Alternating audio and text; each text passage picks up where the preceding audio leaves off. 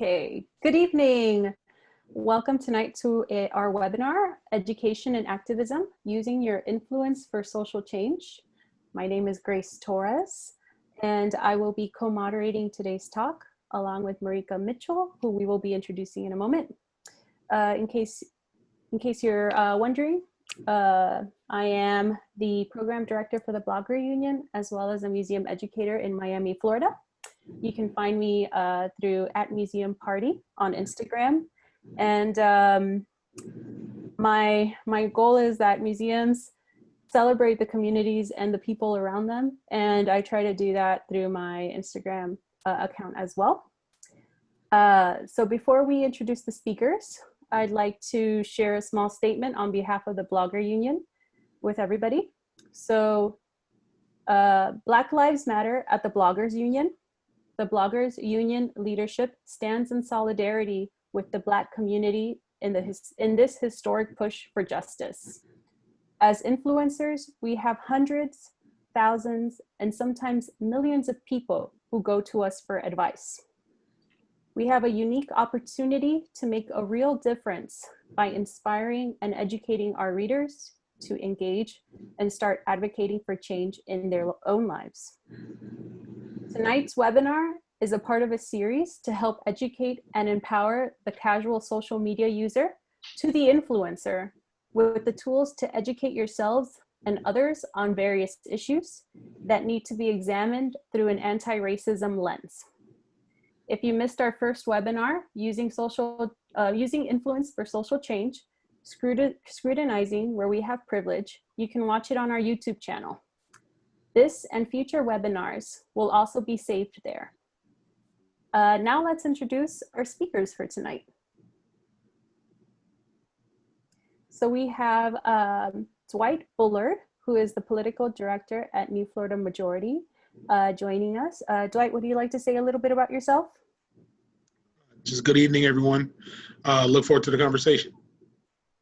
Thank you. Okay, we're also joined by LaTousha Daniels, who is the CEO of the Miami Children's Initiative. Good evening, everyone. Glad to be here. And last but not least, I will be joined by Marica Mitchell. She will be joining me as co-moderator. Welcome, Marica. Would you like to say anything? No, not really. My name is Marica, and I'm a math educator with Miami-Dade County Public Schools. Thank you. Thank you. So we will have a moment for Q&A at the end of the presentation. But we are going to jump right into questions. We have quite a few questions to ask, and we want to make sure we get to as many as possible. Marica, would you like to get us started? Yes, indeed. The first question is, why is it important to be actively involved in education within our community, either as a citizen or as a parent? So I guess I'll go. You know, whenever people ask questions about education, as a former educator myself, it always seems like it should be obvious as to why people should get involved. But the reality is that Booker T. Washington said it best, that education is the great equalizer. Public education has been really the thing that has created the greatest, closed the social and economic gaps in this country, probably the greatest of any social movement or entity that's existed or institution.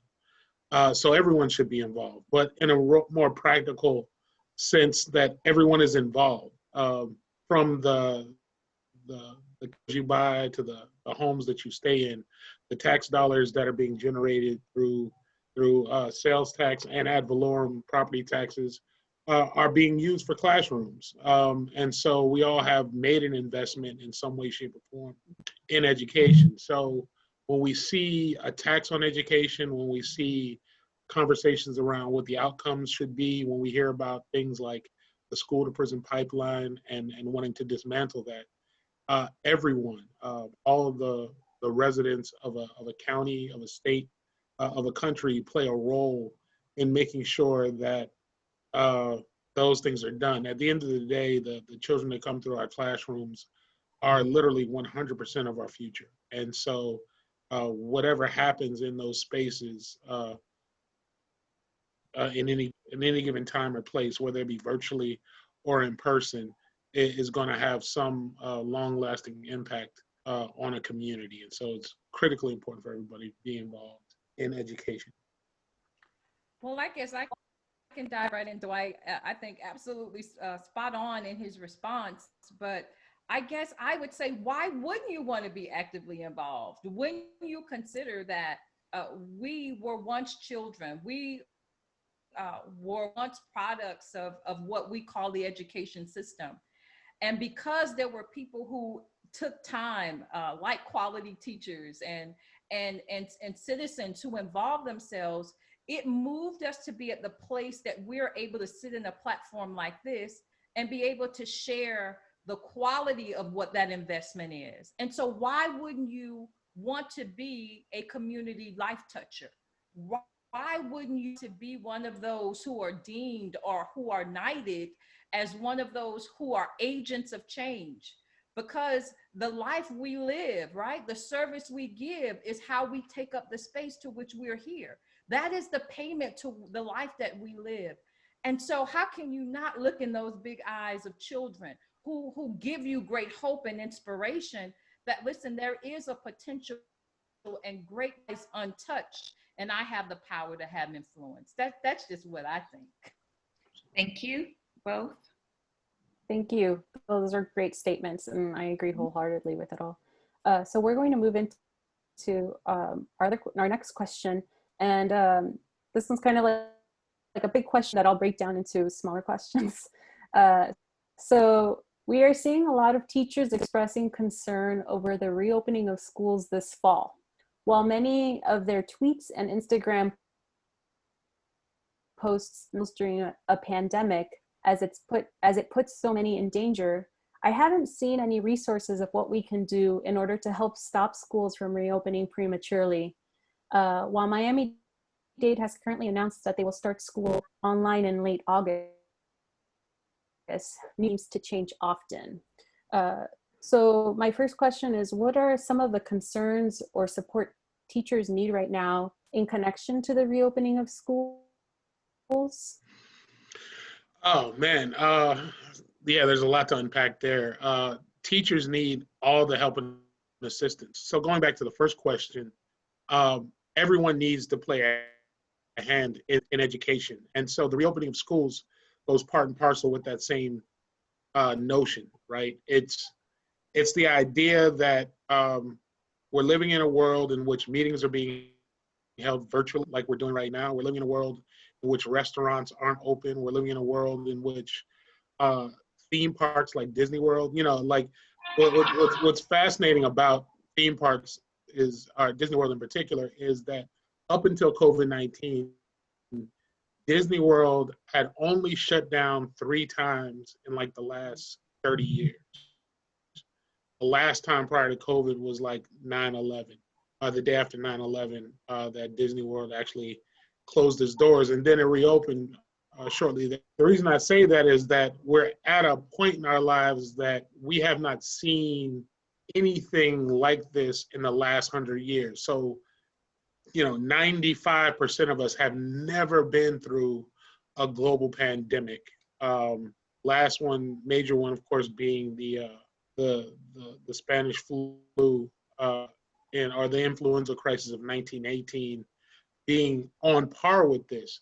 So the idea that I say that not to be all gloom and doom, but I'm saying that to say the idea of reopening schools prematurely should not be an idea. Open a school environment or a person-to-person school environment until the coast is clear, until you have a full-on green light. You can't experiment with people's lives when losing those lives are in danger. And it goes beyond just the students. People saying, well, children are immune to this or children can't get this. You have teachers, you have paraprofessionals, you have campus staff, you have custodians, you have clerical, you have all these folks that is an in-school environment. And the idea of exposing all of those people to potential harm is something that should not even be a consideration. So the idea that there's state Georgia, 826 students already on quarantine after the first 2 weeks. You've seen time and time again, story after story. It just doesn't make sense to roll something like that out prematurely. But if you're not going to roll it out, we still want education to be a thing. So we have to make sure that students have access to Wi-Fi, have access to software, hardware, have access to laptops. And, you know, creating a mechanism that creates an environment that is conducive to those spaces. We also understand that there are homeless students. There are students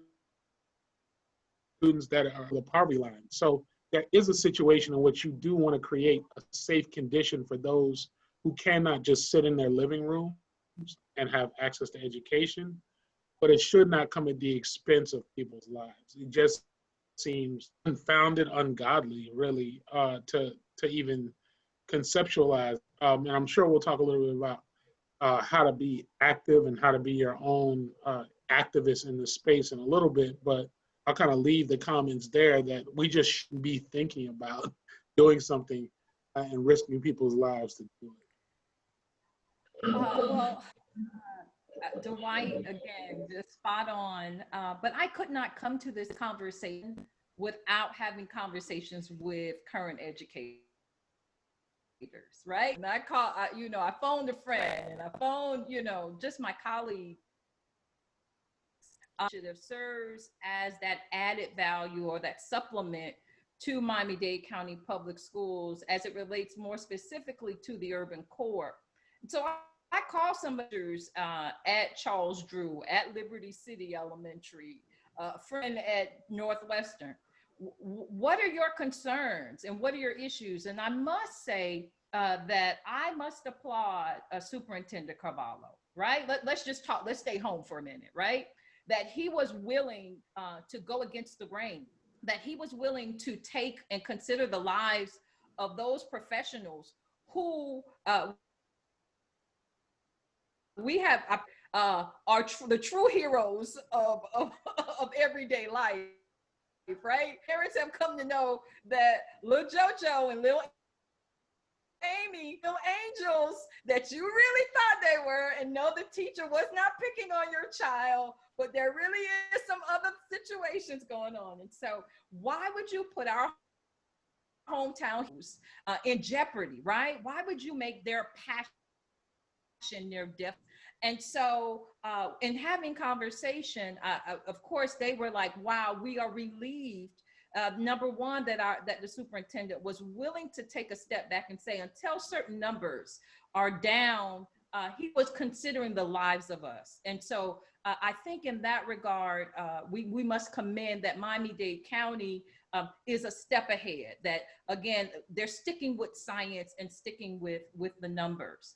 But I also think in addition to that, recognizing the value and that is recognizing that they now have the opportunity to choose. They were given a choice that originally it seemed that this virtual platform they were going to have to deliver that at their home school. But now without penalty, teachers, and I think Ms. Mitchell can help me because she said she shared with us, what her 9 to 5, if you will, her occupation or vocation is. They've had the ability to share, or is this the platform that I want to go back to school and not be penalized? I think that is something to be noted among ourselves, that wow, and they choose to, they can go back if not. And so I think that level of support, the groundswell of those within the community and those like you bloggers and others to say, hey, listen, life than education, right? Or education is life. They go together. And so if we're going to value education, then we need to value life. And so I just wanted to add the fact that I want to laud where we are as a community, but not underestimate the fact that we are so adaptable and adjustable. I just saw how our babies and our teachers, how resilient, and I'm talking about in the urban core. Yeah, there's some digital divides that happen, and we'll get into that a little bit later. But I think this COVID-19 environment has made us go from a kind of a nation to a humankind. I hope I'm making sense in that. That we realize, of course, with George Floyd and all of that, that we're more alike than different if we would really consider education and as life. And life is it. So I'm going somewhere else, but that's just what I had to dial in and ask some friends and call in. And they were happy to say that they feel better now. 2 weeks ago, they didn't know how to feel, but they can breathe a little bit better now that they have an administrator who's willing to hear their cry.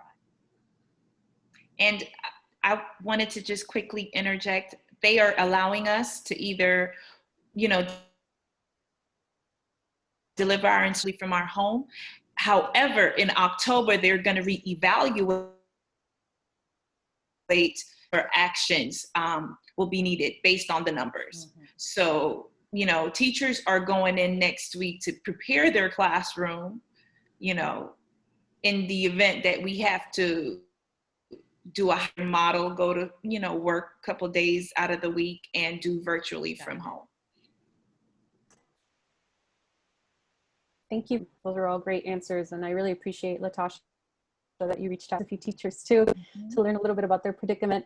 So another question related to this topic, and this is going to touch upon, Dwight, where you were going. Any actions, collective actions that our viewers could take in order to help advocate for teachers?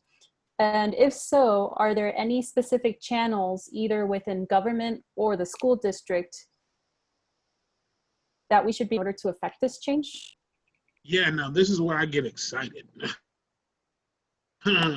Outside of this, because this is the job that I do on a regular basis. One thing that I learned being in the classroom was that, and I loved all my teaching friends and colleagues, but they're not good self-advocates for their profession. And it has a lot to do with the fact that they are altruistic, right? There's these are folks that are going in every day and not really advocating for themselves. Mm-hmm. So oftentimes the direction, the level of civic engagement and political education that a lot of us have is missing. And what I mean by that is people oftentimes will say, well, education, that means I direct all my energy at the school board. It's got to be a school board thing. It's got to be the superintendent. Those are the only people that have a say-so in the outcomes of the educational process, and that's not the case. You have federal funding, you have state all being done well outside of the purview of the school board altogether. And in the case that we're in right now, you've heard a lot of conversation around the commissioner of education. Like, who is this person? For a lot of people, they don't know who that is. By and large, a lot of people don't know the name. His name is Richard Cork, education for the state of Florida. Prior to that, he was the Speaker of the House for the Florida House of Representatives for 2 years. In the late 2000s or 2010s. And so here is someone who comes down that a lot of people don't know, who's now creating, putting education in peril because of some of the actions that he chose to take unilaterally, or in concert with the governor of the state of Florida, who's Ron Desantis, right? And I say these people that are on the ballot. So every 4 years, these folks show up on your ballot and basically say, did I do a good job or did I not? And we can choose to elect them or unelect them based on their positions. In the case of the commissioner, he's appointed. But in the interim, in the in-between, and this is where I'm talking to the bloggers that are here, right? And the folks who are out here in the social media space, are you adding them on Twitter? Are you getting at them on Facebook? Are you engaging them on Instagram? These are all spaces in which they live. Are you going to their Zoom town halls when they're showing up? I can tell you right now, you'll find people who will go to a versus battle. It'll be 300,000 strong watching, you know, Hug versus DMX, but then you'll find 12 people in a room engaging with the governor of the state of Florida around your child's education. People all say, let's open up the schools. Then the governor will turn around the next day and say, well, 100% of the people that I talked to said we need to reopen the schools, right? And they're never going to tell you that it was only 12 people. He's always going to lean on the fact that 100 people are there, we surveyed them, and they said, let's go ahead and open the schools.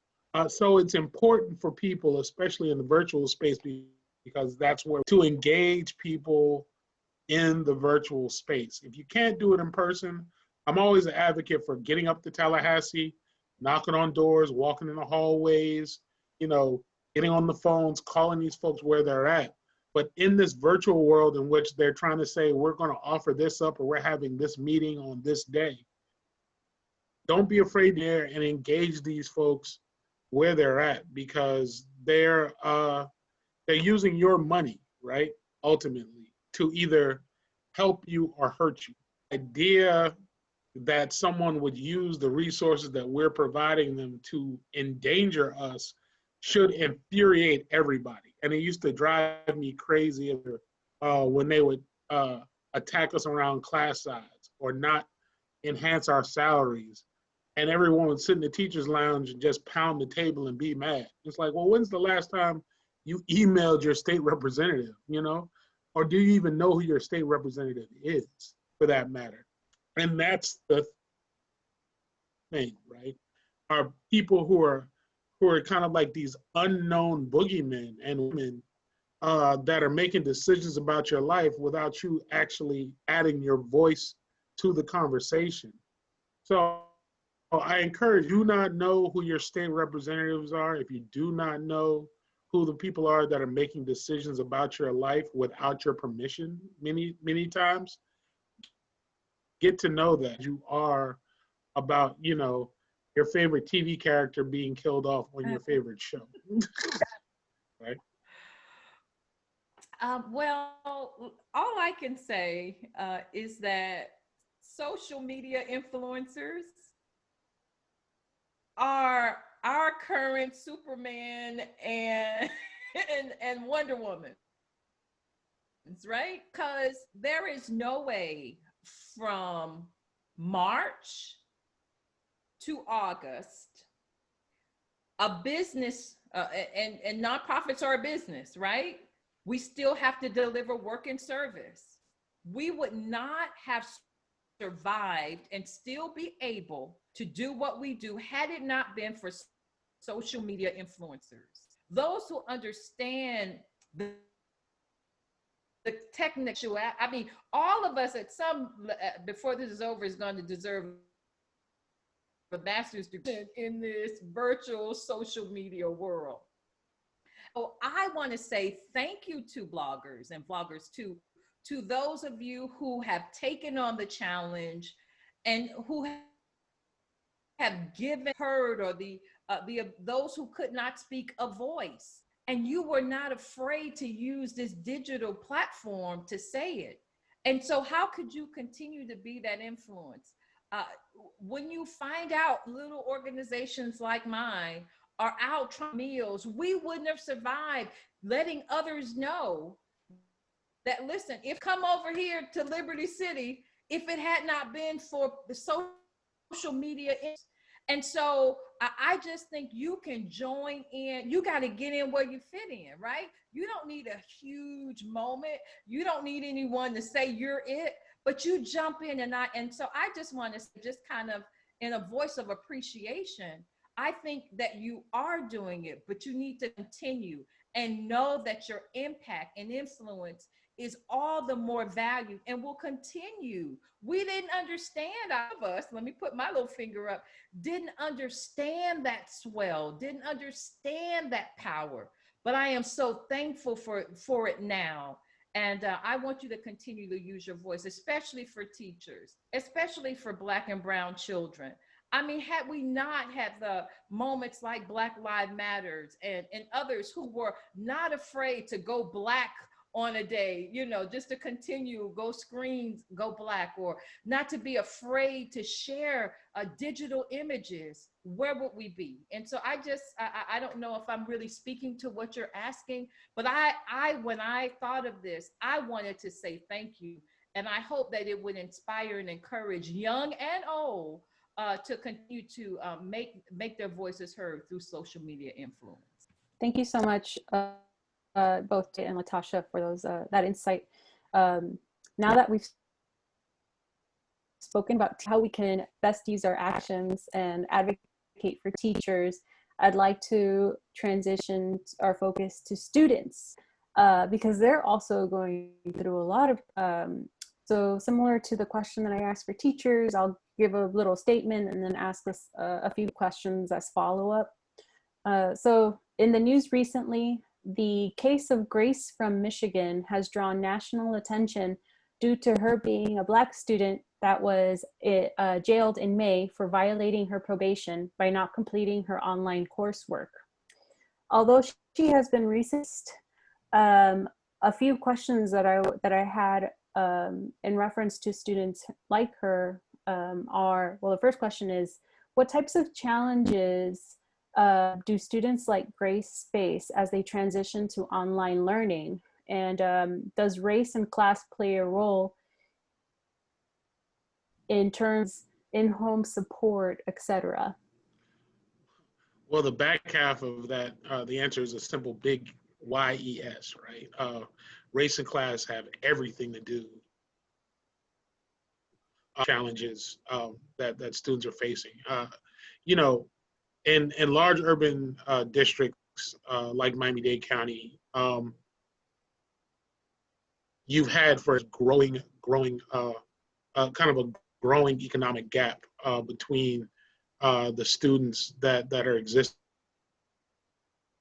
here. That's not to exclude students in rural counties who are already suffering from those disadvantages, but you know, and just kind of go back to Grace, right? So Grace, you know, is a Black girl who was being targeted. And it's not just the notion of not doing homework, but the idea of homework, you know, or putting you in jail, right? Like there should never be a connection there. Like in the 17 years I spent as a public school teacher, there's nothing that a student said or even did that I felt rose to the level of incarceration. You understand what I'm saying? And I say that, you know, students can be very slick at the mouth. They can be very off the chain. They can say and do some things that can make you upset, right? Make you want to blow a gasket. But the idea of that student, a significant chunk of their life behind bars because of it, should not be a thing, right? And I alluded to it at the beginning. We talked about the notion of the school idea that something that we're trying to dismantle in real time, you know, now makes its way into the virtual space, tells you everything you need to know about the racial dynamics in this country, right? That someone like Grace, because she did not submit homework online in the midst of a global pandemic, would have an officer knock on her door and take her to jail for not doing it, is just inherently wrong and unjust, blank, period, right?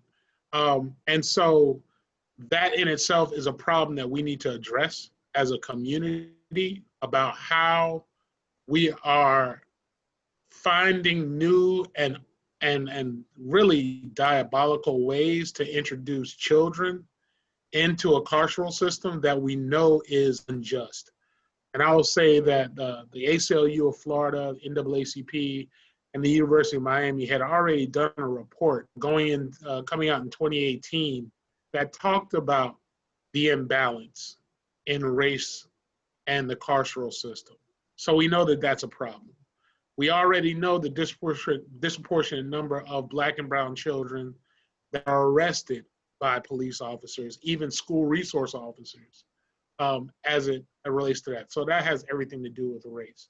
But then, and I want to, the reason I'm bringing this up last is because we're talking to folks who, on some level, make a living on or doing things in the virtual space. We have had and will continue to have a digital divide that falls on race and class lines. We had it before COVID, and we're going to continue to have it until we actually address the root need of those communities that do not have. And that is when we really have to have a conversation about the difference, the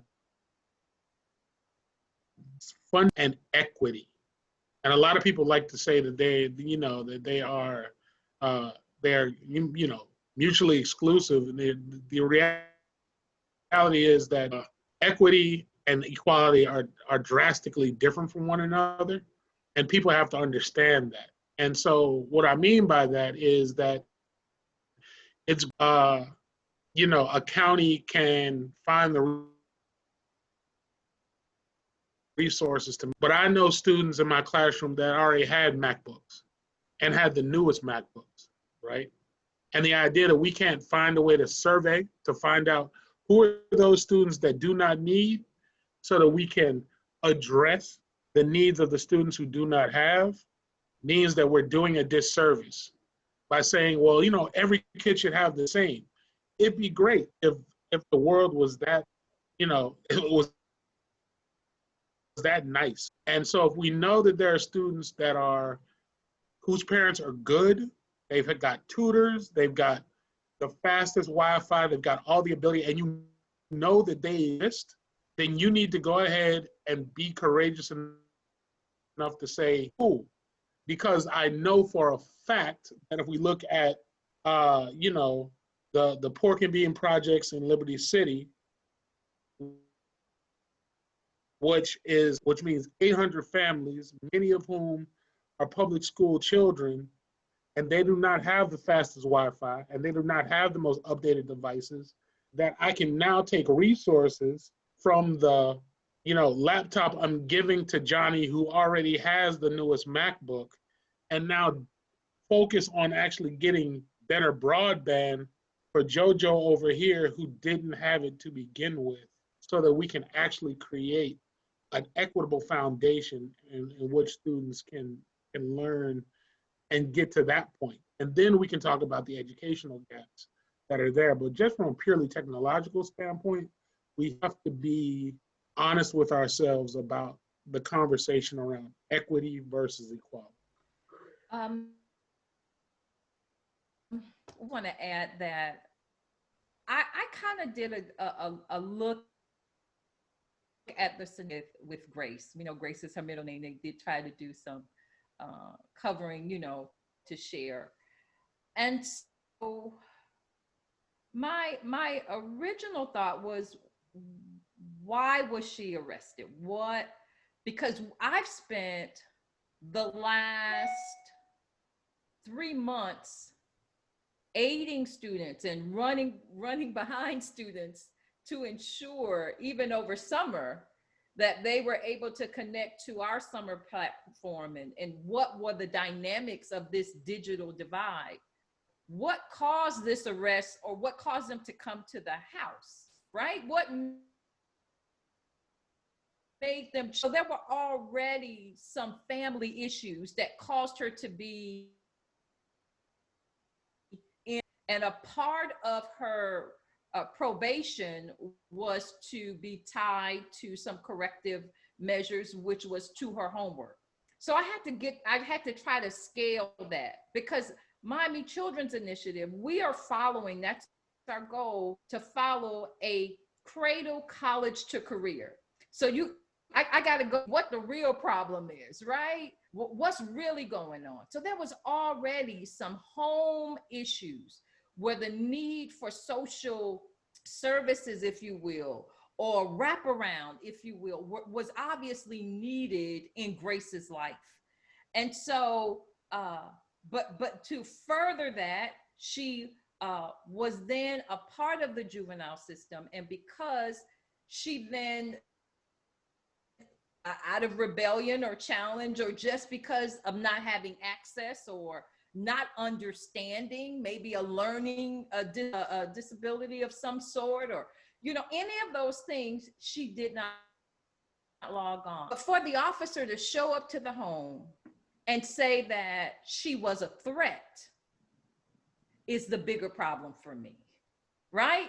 Because there was a reason she was in the penal system, right? Those are issues that we really don't know the whole story about.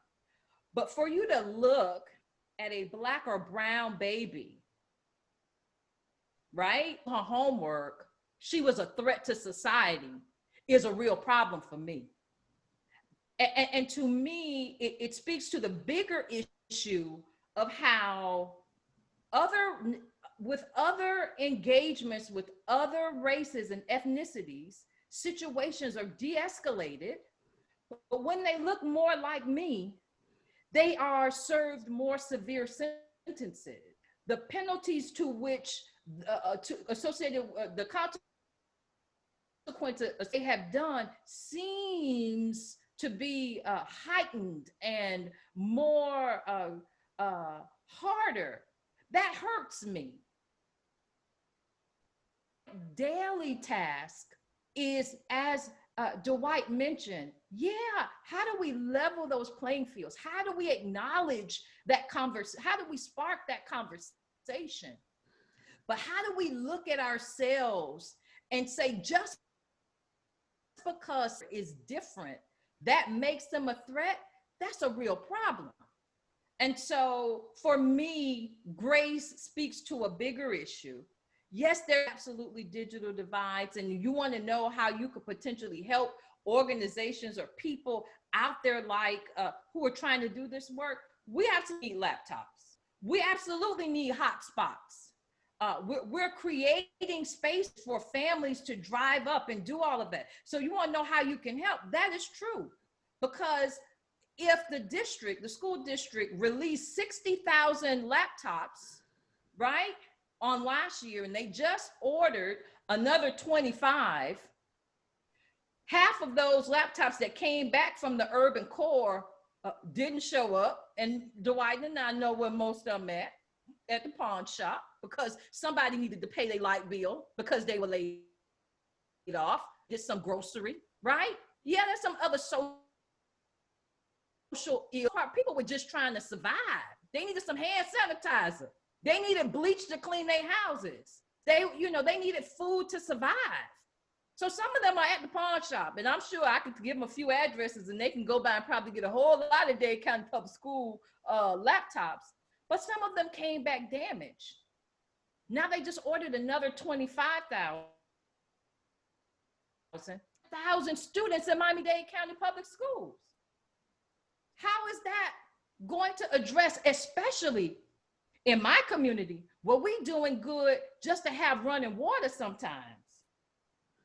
There are many days that I've had to pull up myself to people's home. I couldn't even walk in the house to give a home visit because the filth and the stench from dirty, and take the clothes out and wash and make sure the babies were able to even just have some. So to me, I'm sorry, you see, I get on fire about something like this, and I'm sorry I had to turn it down. But my response to you is there was bigger things happening with Grace. And it wasn't on, but it was really about looking at a child, to me, and making it so much more than what it needed to be. Yeah, maybe she needed to be reprimanded, acting up in the house. Maybe, as Dwight said, because sometimes teenagers and those students, they can challenge you. But why couldn't it be that there was a simple write-up of some sort? Why did this child have to go to jail? That was just something bigger, a bigger picture for me. Thank you so much, Dwight and LaTousha, you bring to this conversation. I can definitely feel it, and there's definitely a lot behind Grace's case, but I definitely was thinking, that there's definitely, part of it is race. And you know, I wanted to make sure we talked about that. So thank you again for bringing that up. Next question is more for you, and you kind of touched upon it, but I wanted to give you an opportunity to share a little bit more about Miami Children's Initiative and similar community organizations like yours that help children, because we got, for students to perform well in school, it often means that it means providing students with resources and support beyond the classroom. So if you would like to speak a little bit more about what Miami Children's Initiative does or other community organizations that help support children in this way, feel free. Absolutely. So MCI, Miami Children's Initiative, was created about 12 years ago through a state statute. And so we are one of the only organizations around that was created by a state statute to address violence within the Liberty City urban core. Out of that, 5 other organizations, if you will, have been birthed, which makes it now a statewide initiative. It's called the Florida Children's Initiative, which gives us Orlando, Tampa, and then Overtown recently joined this group. And so the drive, as I mentioned earlier, is to really take the concept of what was really something under Obama, the promising neighborhood concept of following and ensuring children would go from cradle, college to career. And so our focus has been to ensure, on a laser block by block focus, that children within the urban, or more especially those who are associated with the zip codes that are tied to Liberty City, and you see behind me it say, I am Liberty City, that those children have a mechanism, a coalition, if you will, of organizations that provide where I may only do or consider those under child care and those at certain schools, then I can refer you, because we've had to discover within this core that we're strong at work, and is working now with the Together for Children Coalition to ensure that there is a more cohesive nature of how things are delivered, that we're not doing the same work the same way, and then we're not being strengthened. Because if I'm at capacity, then I can refer children to you, so that at the end of the day, the work gets done. Organization like mine. Of course, I want to encourage you to visit MiamiChildren'sInitiative.com. I want you to go there, and you'll hear and see a little bit more about what we do and how, but even more specifically, understanding that the need and level and absolutely just, I mean, I'm a nonprofit. I need help with donations and support. How and what does that translate to, right? That means that on the 21st of this, post to me giving out 350 every year for students. This year, we're trying to fill those bags with laptops. We're trying to fill those bags with tablets. So laptops for the high school students and tablets. We just found out a few days ago, in having conversation with some of the principals, that it has to make sure that those tablets or whatever are able to handle, I believe it's Microsoft 10. And so blogger community, those of you who are techies, if you need to work alongside with us to help us fill those bags, we need help doing that. Because now, of course, we'll be looking in October about coming back, because we usually at this time are cutting hair. We usually are making sure these little girls get their hair braided. We do it all. We make sure that they have 2 and 3 shirts and pants and shoes. We have to hold the shoes sometimes until a day before school, because we see them run around in Liberty City with shoes on. They're so happy. We're like, you got to save them for school. And so now what we want to do is make sure it's on their feet, but we're putting the ability to move on their mind. And so we need a system community space that we have created within the housing project. We don't want them to go anywhere. So we have a little community space as well in PSU. That's common vernacular for the Annie Coleman housing projects. And we also have it in Lincoln Field. And so if we need some help. We need some people who have some technical expertise. If you can help us on how we develop this, we we have to pull up in the parking lot of PSU and then log on. And so we're trying to develop that. So that's where we are. We're trying to change that narrative of those children. And I want you to know I'm a Liberty City. I was one of those babies. And so to be able to sit here and have I Am Liberty City behind me and be able to say I'm the CEO of the Miami Children's Initiative is a testament that you can invest quality time and dollars and you can see lives absolutely change. And so I'm a product of that. I believe that we have the ability, so many more CEOs, so much smarter and better than me, because sometimes I wonder about my own sanity. However, I know that there are those who are deeper and more enriched and talented. And so MCI and organizations that we're tied to allow us the opportunity to give them the platform to grow. I hope that helps and that answers the question. We need your help. Again, visit MiamiChildren'sInitiative.com, and then if you have some other things you more specifically want to assist with, we will be happy to be that resource to tie you to where you need to get to, that you can help those children more germane or specific to the kind of work that you'd like to invest in. Thank you so much for that answer. I didn't realize the whole network that you're a part of. So thank you for sharing that, and also your personal connection to MCI.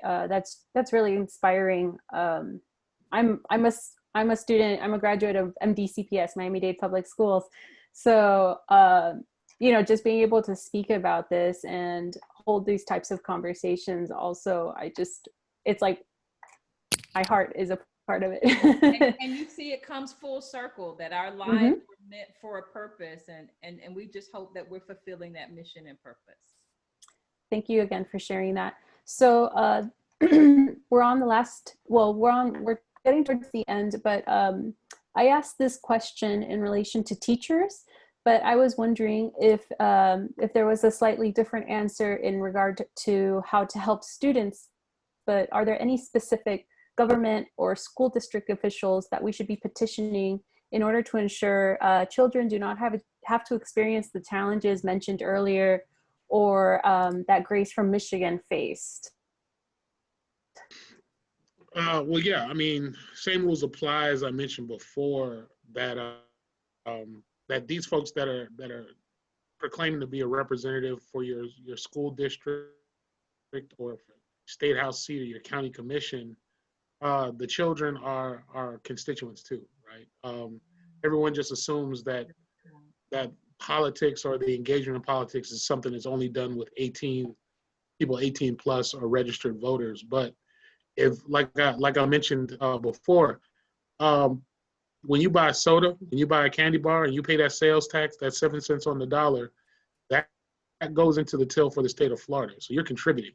So if you're out here buying a chicken sandwich, guess what? You're a taxpayer. If you out here, buying shoes or toys or in the case of my nephew, skins for Fortnite online, that is something that is getting taxes brought for us and for folks to use. And so again, using those platforms, using that social media, using that level of influence that LaTousha talked about, and being engaging, whether it's on TikTok, whether it's on Snapchat. These are the kinds of things that have to happen, and we encourage students to do so and to be advocates. Shameless plug for one of the orgs that we work with, but Power U Center for Social Change, based in Liberty City, does youth organizing as it relates to the young people becoming their own. PS305 does work around education too. MCI has a youth leadership component. New Florida Majority, we welcome folks to come in and develop a sense of civic engagement and understanding about where the levers of power are and who these so-called power brokers are, but they all need to be held accountable, and they are and should be accountable to you as the individual. So yes, and yes. All ages are welcome, whether, again, whether you are the child strapped in the papoose on the back of somebody walking the halls of Tallahassee, or you are the Vietnam or Korean War veteran that we are pushing in a wheelchair, you have the same rights and to make sure that your voice is heard. Thank you. Did you want to add anything, Tasha, just to make sure? No, not Okay. really. I think Dwight really said he said it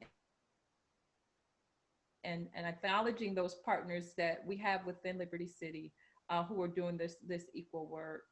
I just think it was Great. well. Thank you.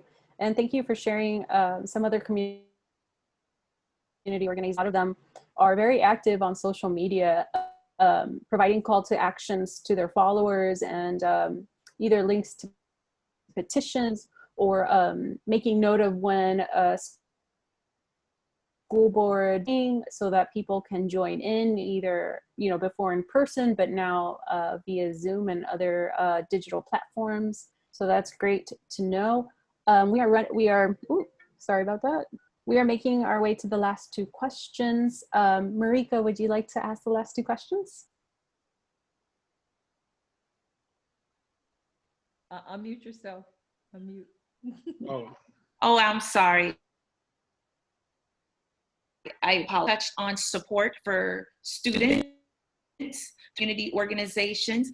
My question is, and you touched a little bit on those organizations, how can we continue to support teachers?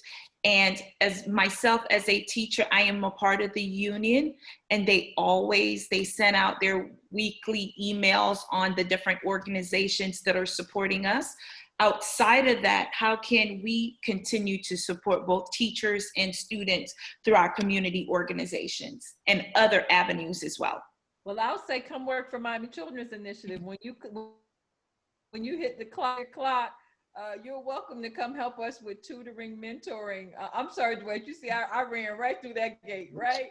You look like you were ready, so I wasn't going to steal that from you. Yeah, so I would say that, but also that your mind to us and your value as we develop curriculum and those things in this virtual platform. We'd love to have continued dialogue with you to see how we continue to and hear my little Baptist girl roots, how iron sharpens iron. We believe that principle very, very succinctly and truly. And so we welcome that. We also want you to know we're creating, I'll wait to talk about it if given a moment, youth platform and summit that we're looking to host, and we want to see how you guys can be a part of that. So I'll allow Dwight.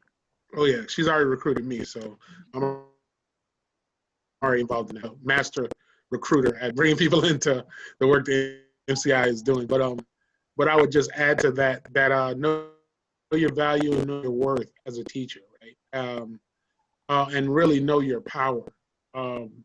That's something that heralded. When you think about, again, the bus drivers, the council, the paraprofessionals, like all the people tied to a school system, and how those folks do not speak with one collective voice, it is alarming. It is concerning.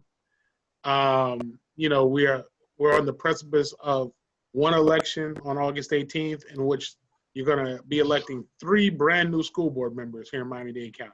They all need to hear you. Like, all those candidates should have been touched and heard, and not just by the union. I was a union member when I was there as well.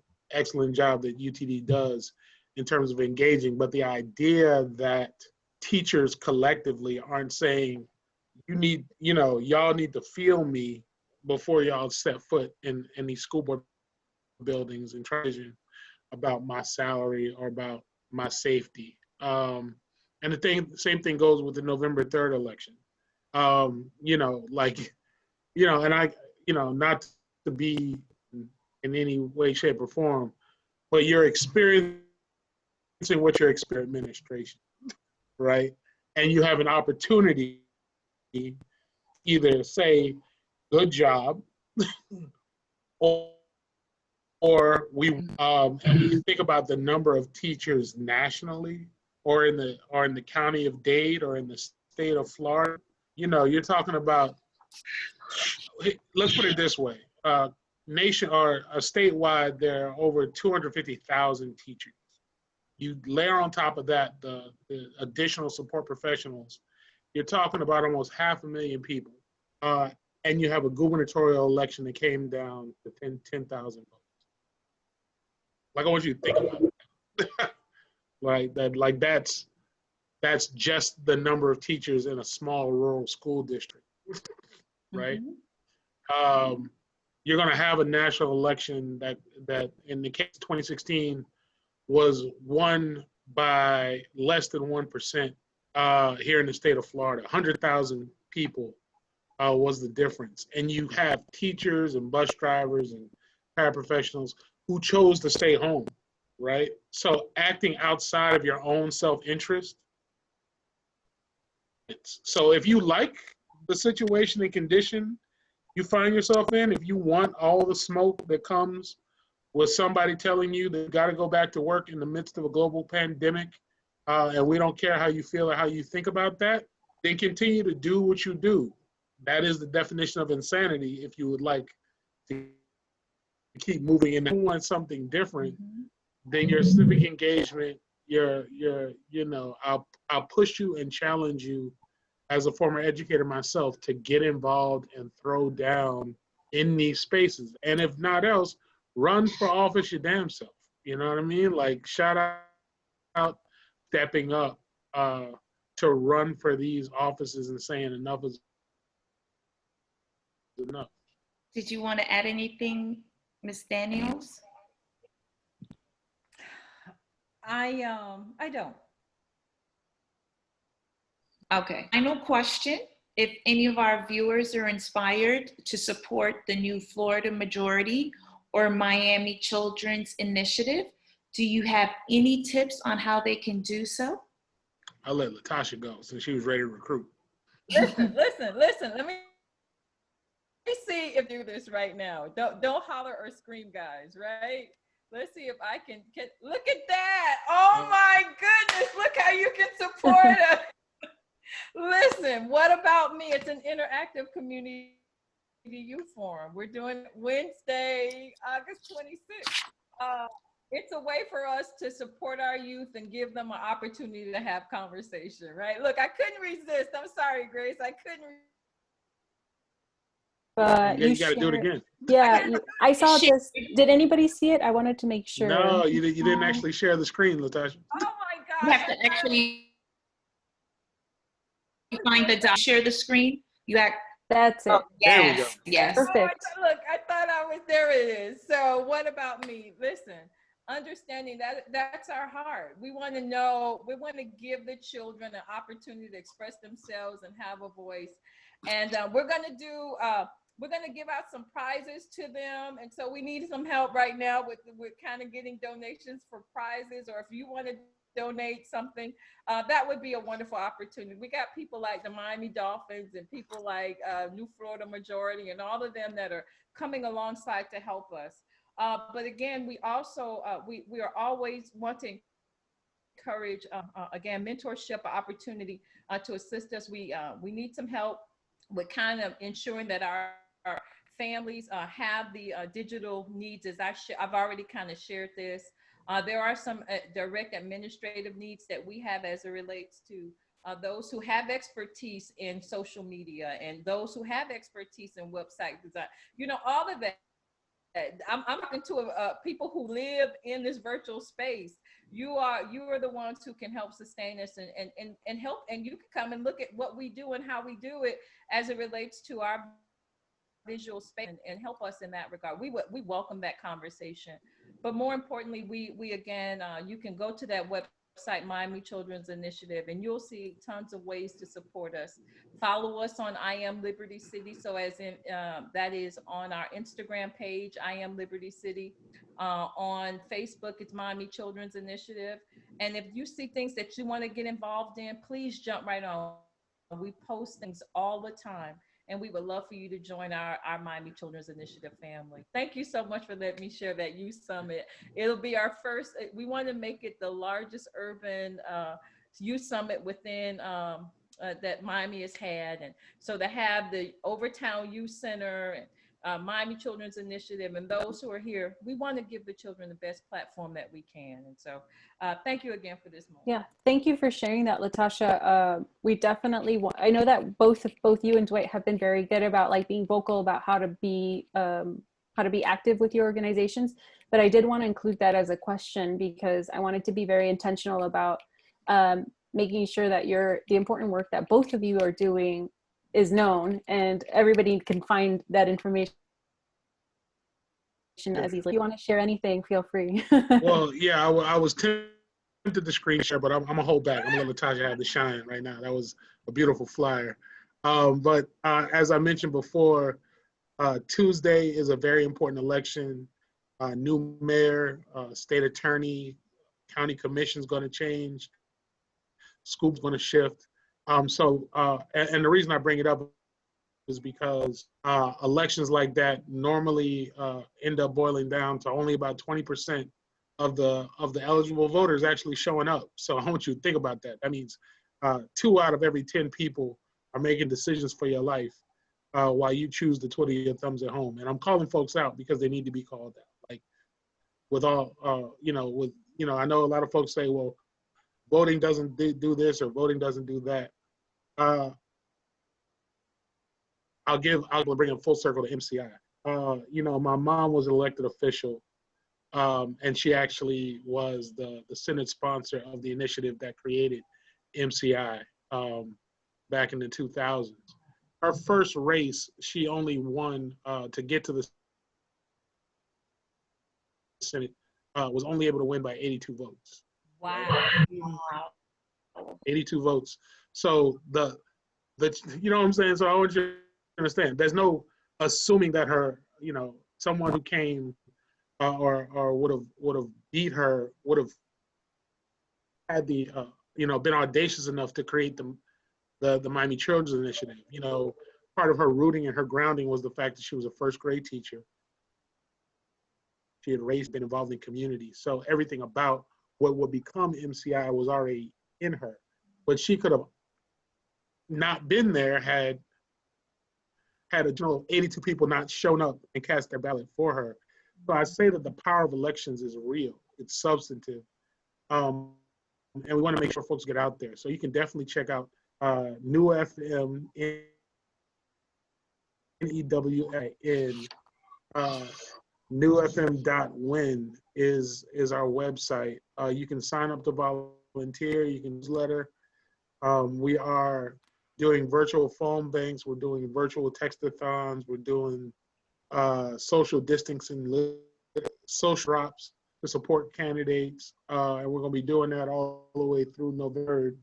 So we definitely encourage you to help us out, give of yourself, give of your time, give a little sweat equity or a little online to make sure that your life is that much better by being involved. And who knows, you may plant the seed and interest in you to actually step out there yourself. We have people that have moved from being just a volunteer to actually running for office and being involved, and they've gone on to be county commissioners, state representatives, and the like. And so we do want to especially shout out Gloria, who had a question about Grace. I was just going to ask it. I'll ask it and then you can answer it if you'd like. So Gloria asked in reference to Grace from Michigan, listening to this story, is this an attempt to minimize and dismiss Black children as children, but viewed as an adult?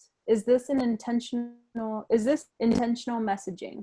Yes, and the answer is yes. I wanted to answer it in that regard because that happens too often with Black and brown children. An example is one from our very backyard. Trayvon Martin was, Michael Crop, but was projected as some sort of adult, as this grown man, George Zimmerman, chose to stalk him and accost him to Sanford, Florida. and then in the subsequent trial was treated and talked about as if he was an adult. By comparison, around the same time, we had an Olympic swimmer, I forget his name, Ryan Lochte. I had to remember that. Yeah, Ryan Lochte was 32 years old on the streets of Asia, and then the news comes on and says, well, that young man should be given a second chance. So I don't understand how a 17-year-old is a man when he's accosted and threatened and beat down on the streets of Sanford, but a 32-year-old man is considered too young and you know, should be given a second chance when he goes and disrupts a bar in the middle of Asia, unless it really boils down to how you view them. And too often, we have this adult mindset to Black and brown children instead of giving them the second chances and pouring more into them and thinking about restorative principles. I want to land on that point that we all need to have a kind of what restorative justice looks like. For restoration to other people, not only giving people second chances, but allowing that person to actually make amends for the harm that they've caused. Because a lot of people make the assumption that restorative justice just means you're keeping people out of the carceral system. Yeah, that's the goal. Yeah, you don't want everybody to go to jail, but you also know that that person needs to make amends for the harm that they've caused in some substantive way. And they're not going to do it just sitting behind bars, learning to become a better criminal in many instances. Instead, you want to give them the opportunity to actually create repair and reform for themselves within their community. And Liberty City is a prime example of people who are introduced to the carceral system and then come back out, and we don't give them second chances, even though they've paid their debt to society. And so we have to be better and more humane as a society if we want to move forward, whether it's in the educational realm or in the greater societal realm. We have to be better. And so thank you, Gloria, for that. Gloria also added in the chat, recently there have been several other incidents with children and police. That was our question from Q&A. I didn't know, LaTousha, if you'd like to add anything else to the conversation before we wrap up. I just think, just simply thank you, Gloria, for just having that thought process to really thought about the difference, but about Mr. Lockheed and Trayvon. When, yeah, he was a tall young man and he was, you know, head and shoulders, and you know, so much of his past was brought up and making mistakes. That's the best time, I think, to make a mistake is when you're a kid. That's when you grow and you learn. That's the foundation to which you grow and develop. And so you just hit me deep, Dwight, when you gave that, because of course my passion every day is about making sure these children live and they're able to live each day and move forward and not be marginalized and be reduced to just because of the zip code that they have. They are regulated to a certain lifestyle and a certain doom. But my goal is to inspire and to inspire until I expire, that they would know that there is hope and an opportunity. And if I've got to take a few beats and a few hits along the way to try to be a blazer, a trailblazer to calling, and I'm willing to do it. So again, thank you guys for this moment. Thank you for bringing that up. Yeah, Gloria added in the chat that she is a teacher of young children. So thank you, Gloria, for your work effort and asking that question. I want to wrap up this webinar and thank from the bottom of my heart, LaTousha and Dwight, as well as Marica for joining me as co-moderator today. Excellent, thank you. I really felt all of the passion, all of the enthusiasm that each of you bring to this conversation of education, either from your previous experiences or from your work within different organizations. And I really appreciate all of the information that you shared with me and with everybody here. I think of what is possible and how we can make change within the education system, not only for teachers, but also for students in different ways. So thank you so much for being a part of this. I really, really appreciate it. If you would like to have some closing words, and then we will wrap up. And thank you all for who joined us. This will be available through the YouTube channel of the Blogger Union in the near future, I think in a few days. So if you would like to share this with anybody, did there. I'll jump right at it. Again, thank you. Again, on behalf of the children and families that we have the pleasure of serving in Liberty City, we welcome you to our belief is a great place to live and to learn and to develop. We welcome you to come and help and support us. And you can visit us at Miami Children's. Our contact information will be there, and let's see how we can change this narrative together. Thank you again.